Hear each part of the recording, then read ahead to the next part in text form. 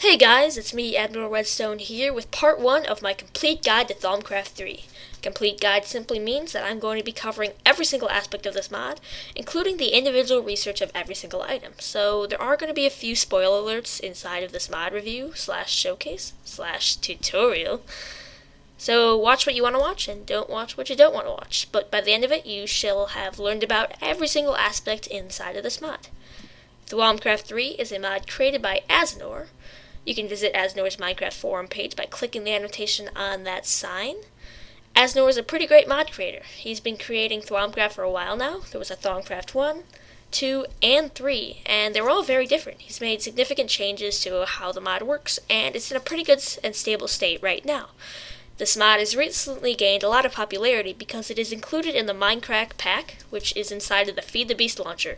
So all of the members of the Minecraft server, when they play Feed the Beast, they play with Thaumcraft installed. So a lot of them, Thaumcraft installed.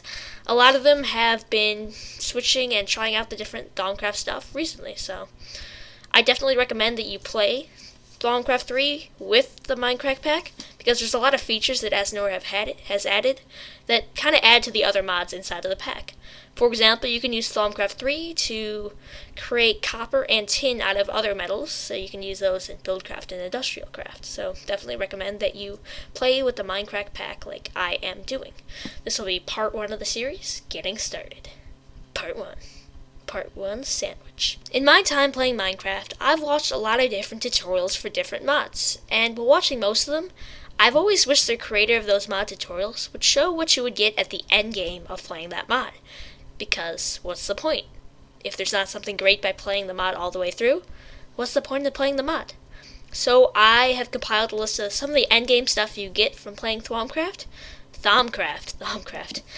just to show that it's worth putting all the time, effort, and resources in. So here are some of the cooler aspects of the mod. This right here is an arcane levitator. There we go. Plop it down, and you float up 10 blocks high. I have some right here, and it works downwards too, so you won't take any fall damage if it's above you, right here. I have one under this lava source, so we can get back up really easily. And there we go. So in every single part, I want to make at least one of these, like high tier items. So today we're going to make this thing. I'll show you what it does in a second. There are various wands included that you can get towards the end game of playing Thaumcraft. The first of which is a wand of excavation.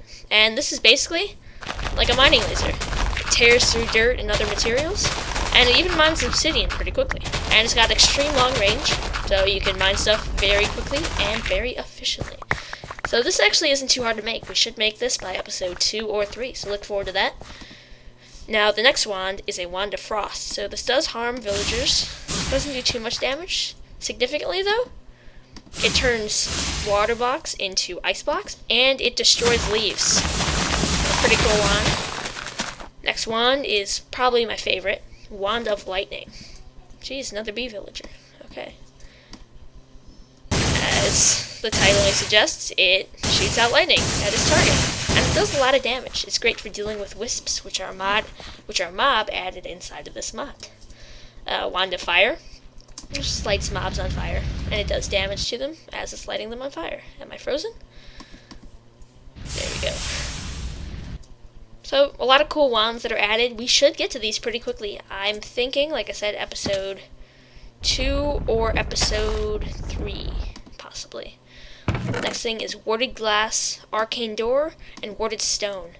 These blocks, Warded Stone you can dye. This one is dyed green, because green is awesome. These blocks are unbreakable unless you're the person who created them and put them down in the world and use a special magic wand to remove them.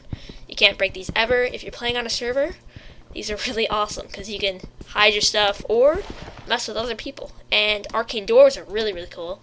Only the person who places it down can open it. Nobody can remove it unless the person who placed it down has a magic wand to remove it. But you can also distribute magic keys to the specific door to your friends on a server. So great for that. Next object is what we'll probably get to make today. Alumentum. Hope I pronounced that right. Alumentum alone is pretty good. It produces 16,000 16,000 EU at 10 EU per tick, and 6.4 thousand heat. So this is 4 times that of coal, and it's pretty cheap to make. So if you're looking for an energy source, you can just use alumentum.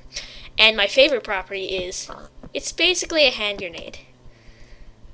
Toss it up, minor explosion. Oh yeah.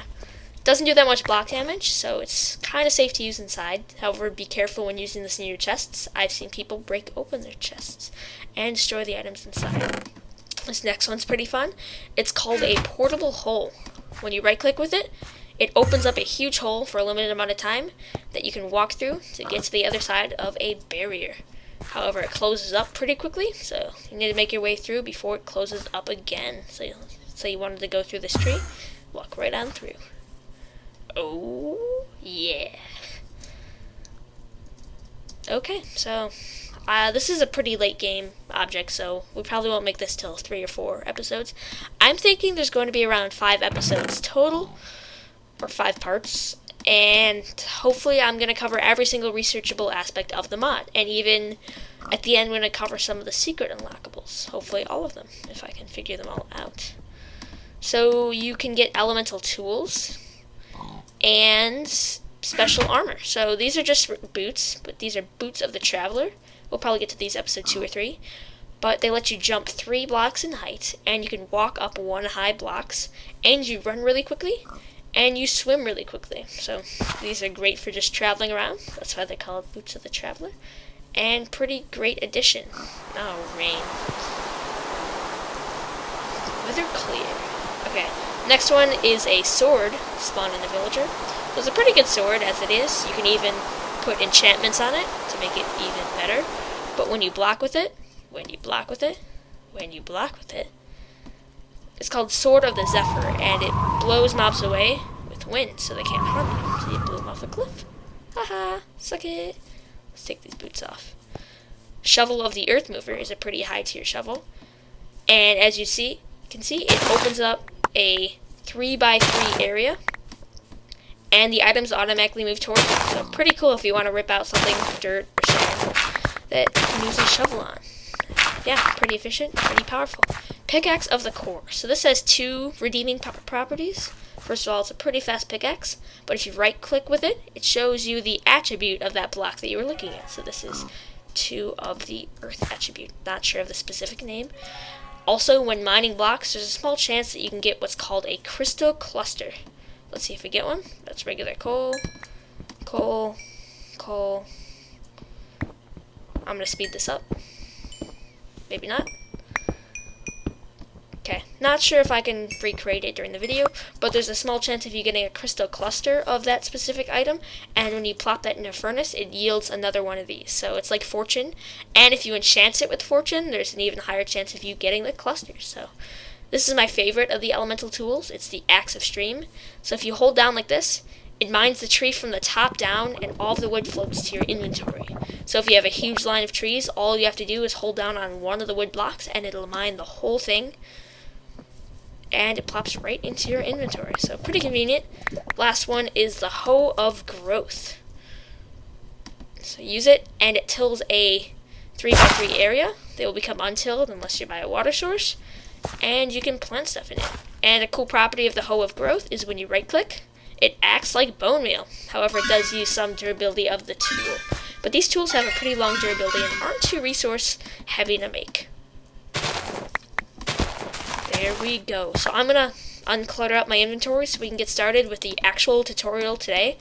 So you can get started playing Thaumcraft. See you guys in just a second. Okay, so let's get started with the actual getting started with the mod. So I've made just a little lab down here so we can build our stuff and get started. And I would definitely recommend that you go mining for a little bit and start collecting a few resources before you hop into this mod. A good thing about Thaumcraft 3, is that you don't need very high amounts of resources to research and get far inside of it. So like if you're playing on the Minecraft pack, for example, and you don't necessarily have the resources to start building mace raiders and the like, you can get started in Thaumcraft and still have a lot of fun. So before you start, collect some resources. Damn rain. Every single time. Whatever. We don't need rain. We've got a little hidey hole right here. I definitely recommend that you collect some basic resources to start, and I recommend that you start your own sugarcane farm because you need a lot of sugarcane for this mod. So first, you're going to want to collect a gold nugget, a stick, and any sort of shard. So shards you get from mining these materials right here. There are air, fire, water, earth, vis, and dull shards. These are generated in the world when you have a high amount of magic level, which is almost always, so you can find these pretty easily. You're going to need a lot during your adventures in Thaumcraft. So to start, you just need one. It can be any type, and you place it in a crafting bench like this, and you get a wand of the apprentice. So as you can see, the amount of vis it holds is slowly going up. The maximum amount is 50. So what's happening now is it's pulling magical energy, the positive magical energy, called vis, from the atmosphere. So the atmosphere's positive magical energy is going down, but you don't really need to worry about this yet.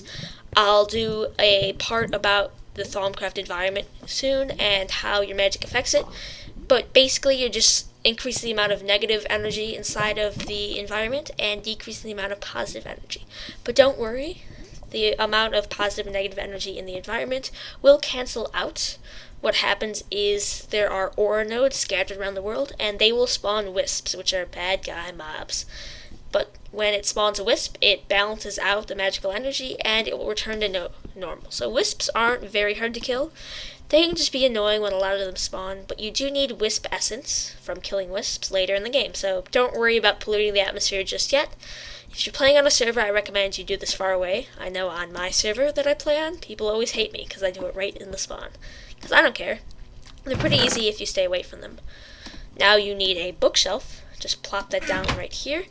And when you right click on it, you get what's called a Thaumcraft. Yeah, and this is a book that carries all of your research and the things that you have knowledge of inside Thaumcraft. So here's your Wand of the Apprentice, shows you how to make it, and here are a bunch of different items that you can make, and here are the items that you need to research. So I'll be going over all of these, but before you begin researching, you need to do a little bit more crafting first. So next you need to take 9 oak wood slabs and 6 oak wood planks. They can actually be any type of wood, slabs and planks. I'm just going to be using oak wood for simplicity. So we're going to be crafting a table. You can see that in your Thaumcraft, but I already know the recipe. So it's pretty simple, just put them across, but you actually need 3 of these for what we are going to be doing. So craft 3 of them. I'm going to be doing all 3 at once. There we go, 3. And you got yourself a table. So now you can see that there's this, which is an arcane work table, and you can't really do much with the table yet until you plop it down like this. Actually, it'd be better to plop it down right next to it. Oh well. We'll plop this one down like this. Nope, don't want them connected. Oh well. Right click, and it becomes an arcane work table. And as you can see, your Wand of the Apprentice automatically pops in there, and you can craft some magical recipes inside this. It's just like the GUI for a regular crafting bench. However, items stay in there when you leave, so that's pretty cool. It's an easier way to craft. You don't even have to have your wand in there to do that, so you can store items in here if you're crafting things on a large scale. But now we're going to need a writing desk, so place this down right here, and you can't right-click this. You need what's called a scribbling tool. So you need a glass bottle, a feather, and an ink sac. Place them in a line right next to each other. Feather, ink sac, scribbling tools. And I believe you right-click this with scribbling tools, and it becomes what's called a writing table. So this is where you do all of your research. And these are the things you are available to research right now, besides secret research objects. So we are going to be researching all 3 of these today. So I'm excited about that. We're going to start with what's called nitor. This is the symbol right here. And here's what it looks like. Nitor. It's a cool little floating orb, and it provides light, and I think you can smelt it. Let's check on that. Nope, you cannot. Oh well. So the way research works is you put items inside the writing table, and you click this button when you have paper in here to create different theories and research notes. So you need to combine different aspects to research different objects. For example, to research this, you need, I think it's lux. What is it? You need lux, potentia, and ignis. So if you hold shift over an item, it shows all the different aspects. There's fancy names for them that are put into place by Thaumcraft. This is lux. It just looks like a torch. And there are many different items that have this symbol. So in the series, I'm going to be using the cheapest of all the items that I can find. So to research the nitor, we need one lux, or we need a bunch of lux, and we need both potentia and ignis. And coal provides both. You see the fossilized fish thingy and the fire. So grab both of those, and you need a bunch of paper. So you put the paper right here. This will become research notes, and I always like to flip this to thorough. So cursory and thorough research, you can do both of them. Thorough research, there's a better chance of you burning through your items, so there's like a chance that the item will be destroyed in the process. So there's a greater chance that some of these torches will be destroyed, but you research things quicker. So as you can see, there's a lot of times where you click and nothing happens, and things are being eaten up. But if you switch it to cursory, there's a lot of things where you click and nothing happens, but there's a longer time between things happening and less things are being eaten up. So I prefer thorough research, so I'm going to be doing that on the series. And right when you start researching, you can see these are research notes for nitor. So I already know the different combinations. If you were playing without this guide, you'd have to kind of guess. So let's research this. Keep clicking. There we go. Once it's got the little rainbow aura thing around it, it's complete for that aspect, and we've gotten enough lux. So you can plop those torches back into your inventory. And now you need, remember, both the potentia and the ignis. So we're going to research this until both of them are complete. There we go, and we've discovered nitor. So you plop that into your inventory, and this looks really cool. This glowing magical flame seems to be fueled by magic itself. The number of uses for an ever-burning flame seems endless, but unfortunately it doesn't seem to produce much heat, though it could prove to be a steady source of light and energy. So you right-click on that, and you research nitor. So if you look inside your Thaumcraft, you can see that this is a green line right here, and you can click on this. So it provides a description here and how you can create this inside of a crucible. So let's create that quickly, and let's make ourselves a crucible. To make a crucible, you need to put items in a crafting table. I'm going to be using the arcane workbench because we're fancy. You need to make a cauldron initially, and place cauldron over a heat source. So it can be lava, or it can be flint and steel. Not flint and steel, it can be fire. And you right click it with your wand of the apprentice, and it becomes a, what's it called? Brain fart. It becomes a crucible, that's the word. So you need to fill this up with water, and then you can just toss items in after the water begins to boil. So you need to go and grab a bucket of water. I have one in this chest right here, and plop that water right inside of this crucible. So you can go get more water, put source blocks around. I definitely recommend that you have an infinite water source nearby, because you're going to need a lot of different water. So if you check your Thaumcraft, you can click on nitor, and this is the amount of each different aspect that you need. So you need 4 ignis, 6 lux, and 4 potentia. So to check an item's little attribute level, you hold shift over it, and you can see the torch, that's 1 lux, and this provides 2 ignis and 2 potentia. So I think we need 6 lux and 4 of both ignis and potentia. So we can toss in 6 torches and 2 coal. So you toss those items in. 2, 3, 4. Oh, that one didn't go in. Ow.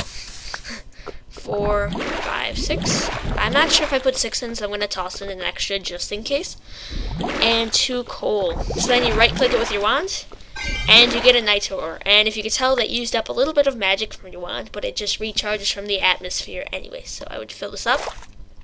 Standing on the crucible does harm you.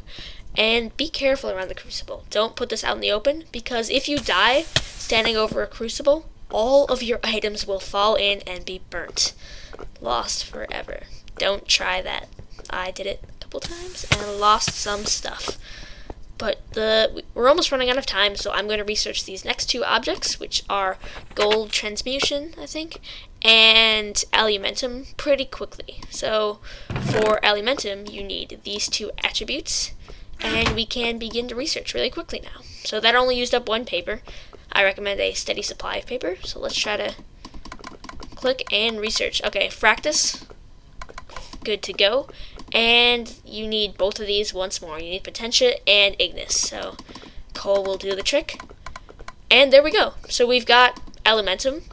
Like I said, if you didn't have this guide, you'd have to spend a lot of time experimenting with different materials to try to find the right attributes.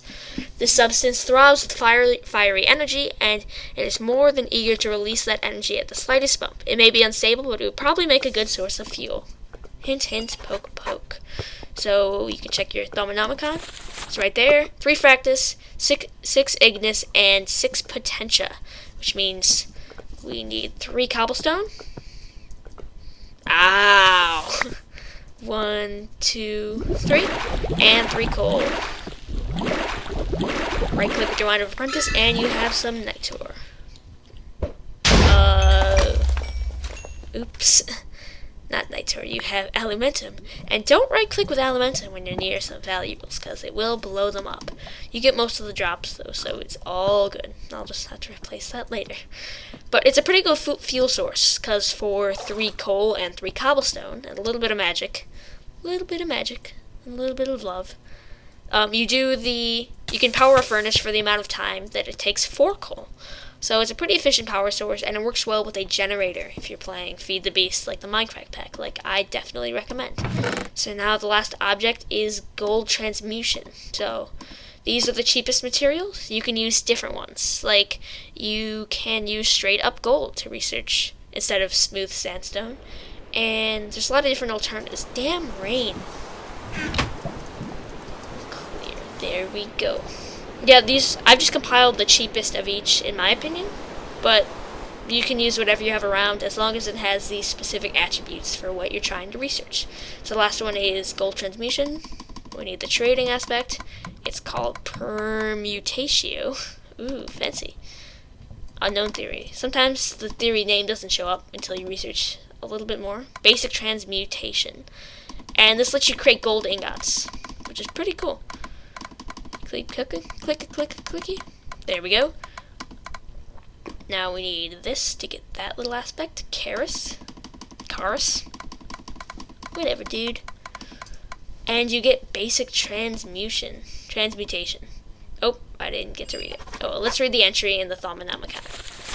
You are now able to transform basic metals like iron into golden nuggets. The transformation is not without cost and loss, however, but one can never have too much gold, can one? So you need to pop in 1 of those and 2 of those in order to get 2 gold nuggets. So let's say you had some iron. Let's give ourselves some iron. And I don't know why you would want to make this trade, but if one wanted to, one could plop in an iron ingot and a piece of smooth sandstone into a crucible, and they would get 2 gold ingots. So 1, I think it's 1. Yep, there we go. 2 more gold nuggets, excuse me. And yeah, this is an important one though, because it leads to copper transmutation and tin transmutation and a bunch of other useful ones, especially for different mod packs and the like. So this about wraps up today's episode. This has been part 1 of Admiral's Guide to Thaumcraft. So there's a lot more to come. We haven't even touched the tip of the iceberg. I haven't even discussed golems. There are these little workers who can work for you, and there's a bunch of different things you can set up and research. So I'm really excited about this, and hope to expect more episodes in the future. If you want to stay updated on all of my episodes, I would recommend that you subscribe to me on YouTube. If not, that's cool. I mean, you can just search it in a few weeks when you think it's coming up, but in my opinion, it just makes it easier. So, see you guys later. Hope you have enjoyed this part 1. I'm rambling. But if you have any questions, feel free to leave a comment or send me a message, and hopefully I can clear up any confusion. So, Asnor is awesome. This mod is awesome. See you guys later.